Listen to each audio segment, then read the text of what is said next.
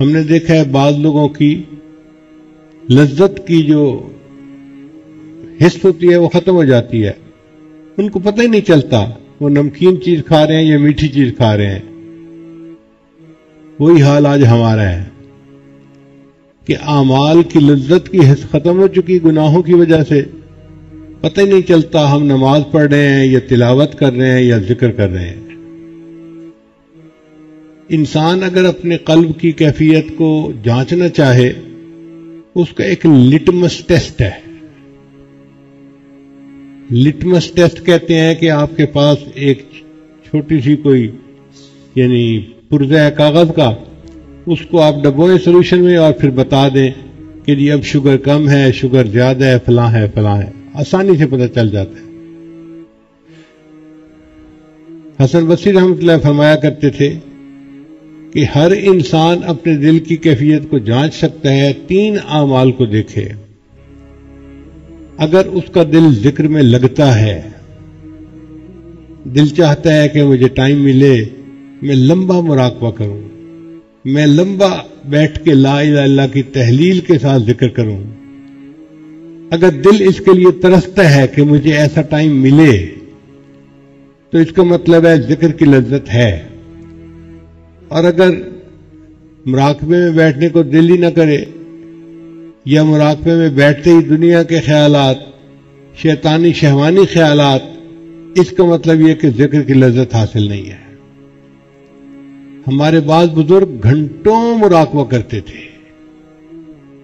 چنانچہ حضرت مولانا حسین علی وہاں بچنا والے ایک بزرگ گزرے ہیں، بڑے مفسر قرآن تھے، ہمارے حضرت نے ان سے تفسیر قرآن کا علم سیکھا۔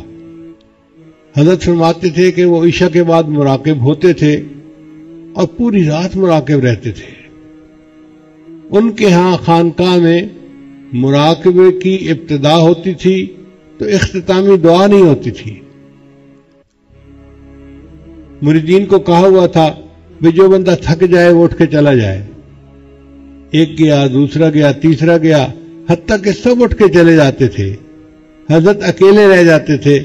جب دیکھتے کہ کوئی بھی اور نہیں تو تہجد کی نیت مان لیا کرتے تھے۔ پوری رات اللہ کی یاد میں گزار دینا۔ مصر کے ایک بڑے بزرگ گزرے ہیں، سید بدوی رحمت اللہ علیہ، ان کے بارے میں آتا ہے کہ وہ 40 دن کا مراقبہ کیا کرتے تھے۔ تو مجھے حیرت ہوئی کہ 40 دن کا، تو کتاب میں تفصیل لکھی ہوئی تھی کہ وہ صرف نماز کے لیے اٹھتے تھے اور جماعت کے ساتھ نماز پڑھ کے پھر مراقب، یا کسی وقت بھوک پیاس کی وجہ سے اٹھتے تھے اور کھانا کھا کے پھر مراقب۔ 40 دن وہ مراقبے ہی کی صورت میں گزارا کرتے تھے، اور اس کی وجہ سے ان کے چہرے پہ اتنا نور آ گیا تھا کہ لوگ ان کے چہرے کی نورانیت کو دیکھ نہیں سکتے تھے۔ تو آخری عمر میں وہ چہرے کو چھپایا کرتے تھے، جیسے عورتیں چہرے پہ نقاب رکھتی ہیں نا پردے کی وجہ سے، وہ اس طرح چہرے پہ نقاب رکھتے تھے۔ ایک مرتبہ ان کے خادم نے کہا کہ مجھے اتنا عرصہ ہو گیا خدمت کرتے ہوئے، آپ مجھ سے بھی چہرہ چھپاتے ہیں، مجھے تو اپنا چہرہ چھپا دیجیے۔ تو انہوں نے چہرے سے نقاب ہٹایا تو ان کا مرید جو تھا وہ وہیں غش کھا کر گرا، بے ہوش ہو گیا۔ اور یہی حال حضرت موسیٰ علیہ السلام کا تھا، جب ان پر تجلی پڑی تھی اس کے بعد لوگ ان کے چہرے کی نورانیت کو دیکھ نہیں سکتے تھے۔ تو سید بدوی رحمت اللہ علیہ کی بھی کیفیت یہی تھی، اتنا اللہ کا ذکر کرتے تھے کہ 40 دن تک مراقبہ کرتے تھے، اور بعض ہمارے بزرگ پوری رات مراقبہ کرتے تھے۔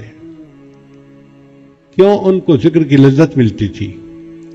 اللہ کے بڑے مزے جو بھی چاہے وہ چکھ لے، یہ تو کر کے دیکھنے کا کام ہے۔ اگر شروع میں لذت محسوس نہیں ہوتی تو استغفار کریں، اللہ سے دعائیں مانگیں اور کوشش کریں، چند دنوں کے اندر ذکر کی لذت ملنی شروع ہو جائے گی۔ پھر ایسا مزہ آئے گا کہ دل چاہے گا کہ میں مراقبے میں بیٹھوں اور کوئی مجھے ڈسٹرب نہ کرے۔ ایسے بھی لوگ ہیں دنیا میں جو روزانہ کے معاملات کرنے سے پہلے 2 رکعت نفل پڑھتے ہیں، یا اللہ اب میں معمولات میں بیٹھ رہا ہوں، کوئی بندہ نہ آ جائے جو مجھے ڈسٹرب کرے. تو گھنٹوں ذکر کرنا مشکل نہیں ہے، مگر اس کی لذت مل جائے تو. آج بچوں کو دیکھو، آئی پیڈ کے اوپر گھنٹہ 2 گھنٹے بیٹھنا کوئی مشکل نہیں ان کے لیے. اگر ایک بچے کو آئی پیڈ پہ تصویریں دیکھنے کا اتنا مزہ آتا ہے تو اللہ والے جو ذکر میں بیٹھتے ہیں ان کو بھی اپنے دل کی سکرین پہ پتہ نہیں کیا دیکھنے کا مزہ آتا ہے. رہوں بیٹھا میں اپنا سر جھکا کر،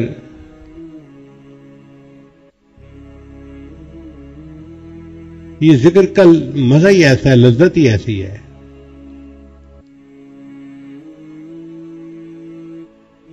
ویسے ایک دستور ہے کہ دنیا میں کسی بھی بڑے آدمی کو آپ ملنے کے لیے جائیں تو آپ کو انتظار میں بیٹھنا پڑے گا. مثلا آپ جائیں جی میں پولیس کے بڑے سے ملنا ہے، تو یہ نہیں ہو سکتا کہ آپ جائیں اور سیدھا دفتر میں اس کے سامنے جا کے بیٹھ جائیں. آپ کو دفتر کے بعد انتظار کرنا پڑے گا. جی صاحب میٹنگ میں فارغ ہوں گے، آپ سے بات کریں گے. آپ کسی بڑے مفتی کے پاس جائیں، کسی بڑے آدمی کے پاس جائیں، جس بڑے کے پاس بھی جائیں گے آپ کو انتظار کرنا پڑے گا. اور اگر کوئی وی وی آئی پی پرسنالٹی ہے، جیسے ملک کا صدر ہوتا ہے، تو پھر تو آپ کو ہو سکتا ہے مہینوں انتظار کرنا پڑے. تو جس طرح دنیا کے کسی بڑے سے ملنے کے لیے انتظار کرنا پڑتا ہے، اللہ تعالیٰ کا دیدار پانے کے لیے بھی بندے کو انتظار کرنا پڑتا ہے. اب یہ انتظار دنیا میں اگر شروع کر دیں تو ہر روز آدھے گھنٹے کا مراقبہ، 1 گھنٹے کا مراقبہ، میرے وہ جو انتظار کا ٹائم ہے وہ پورا ہوتا جا رہا ہے. اگر دنیا میں اس نے انتظار کا ٹائم مکمل کر لیا، اللہ اس کو قیامت کے دن اپنا دیدار عطا فرما دیں گے. اور اگر دنیا میں یہ عمل نہ کر سکا تو پھر اس کو آگے جا کر انتظار کرنا پڑے گا، پھر اس کو اللہ تعالیٰ جنت دیں گے اور اپنا دیدار عطا فرمائیں گے.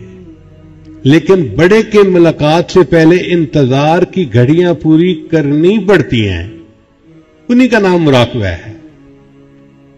ہم مراقبے کو اس نیت کے ساتھ کریں، اللہ میں آپ کا دیدار چاہتا ہوں اور اس کے لیے یہ جو انتظار کی گھڑیاں ہیں میں دنیا میں پوری کر رہا ہوں. آج آدھا گھنٹہ، 15 منٹ، 1 گھنٹہ، 2 گھنٹے، اللہ یہ گھنٹوں کیا چیز ہے. آپ دیدار کا وعدہ تو کریں، پوری زندگی لگانے کو تیار ہوں. سر طور ہو، سر عرش ہو، ہمیں انتظار قبول ہے. سر طور ہو، سر حشر ہو، ہمیں انتظار قبول ہے. وہ کبھی ملے، وہ کہیں ملے، وہ کبھی صحیح، وہ کہیں صحیح. اللہ آپ ملنے کا وعدہ تو کریں، کبھی ملے، کہیں ملے، ہم اس کے لیے تیار ہیں. تو جب دل کی یہ کیفیت ہوگی پھر ذکر میں بیٹھنا مشکل نہیں ہوگا. انسان مصروفیات میں سے ٹائم نکال لے گا اور کچھ نہ کچھ وقت نکال کے روزانہ اللہ کی یاد میں بیٹھے گا. جس طرح ذکر کی لذت ہے، اسی طرح اللہ کے قرآن پڑھنے کی بھی لذت ہے. مگر وہ لذت ہر بندہ نہیں محسوس کر سکتا. جس طرح نابالغ بچہ بلوغ کی لذت سے واقف نہیں ہو سکتا، جو انسان اپنے دل کی صفائی نہ کرے وہ قرآن کی لذت سے واقف نہیں ہو سکتا. اور جن کو لذت آتی ہے وہ پوری پوری رات قرآن کی تلاوت کرتے ہیں. اللہ کے محبوب صلی پوری رات قرآن مجید کی تلاوت میں گزار دیتے تھے. سیدہ صدیقہ رضی اللہ تعالیٰ عنہ ایک پوری رات قرآن پاک کی آیت پڑھتی رہیں، وَبَدَا لَهُم مِّنَ اللَّهِ مَا لَمْ يَكُونُوا يَحْتَسِبُونَ. سیدنا صدیق اکبر کا بھی یہی حال تھا، سیدنا عمر فاروق کا بھی. امام اعظم حنیفہ رحمۃ اللہ علیہ بھی پوری پوری رات قرآن کی تلاوت کرتے رہتے تھے.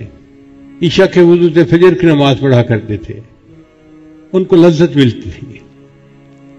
تذکرۃ الحفاظ ایک کتاب ہے جس میں قرآن مجید کے حفاظ کے واقعات ہیں. اس میں نے ایک عجیب واقعہ پڑھا. لکھا ہوا تھا کہ ایک نوجوان کی شادی ہوئی تو پہلی رات وہ بیوی سے ملاقات کے لیے کمرے میں گیا، ایک دوسرے کے ساتھ سلام کیا، اور میاں بیوی دونوں نے یہ فیصلہ کیا کہ ہم 2 رکعت نفل پہلے پڑھ لیتے ہیں، پھر آپس میں ملاقات کریں گے۔ چنانچہ خاوند نے مصلی پہ نیت باندھ لی اور بیوی نے ذرا پیچھے نیت باندھ لی۔ اب یہ بچہ پوری رات عبادت کرنے کا عادی تھا۔ جب اس نے قرآن مجید کی تلاوت شروع کی تو اس کو مزہ آیا، لطف آیا۔ یہ قرآن مجید پڑھتا رہا حتیٰ کہ فجر کی اذان کا وقت ہو گیا۔ جب سلام پھیرا تو اس وقت اس کو محسوس ہوا اور میری تو شادی کی پہلی رات تھی اور بیوی تو میرے پیچھے بیٹھے میرا انتظار کر رہی ہے۔ بیوی نے بھی کہا آپ خود بھی تھکے اور آپ نے مجھے بھی ساری رات تھکا دیا۔ تو وہ نوجوان کہنے لگا اچھا میں فجر کی نماز پڑھنے جاتا ہوں، واپس آؤں گا پھر ہم ملاقات کر لیں گے۔ فجر کی نماز پڑھی تو دوستوں سے ملاقات ہو گئی۔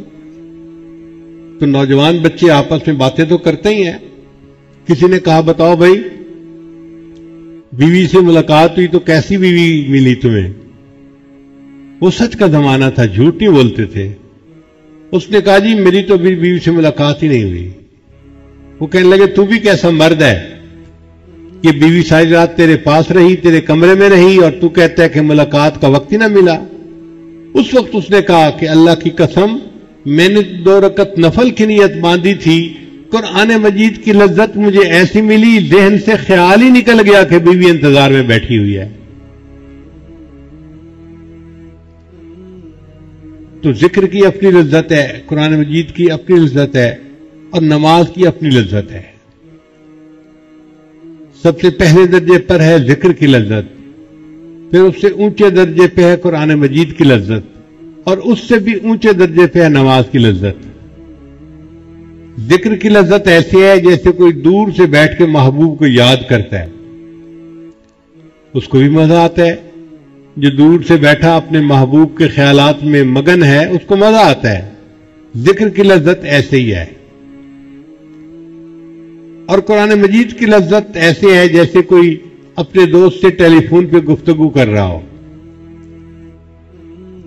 تو یاد کرنے کا مزہ کم ہے، گفتگو کرنے کا مزہ اس سے زیادہ ہے۔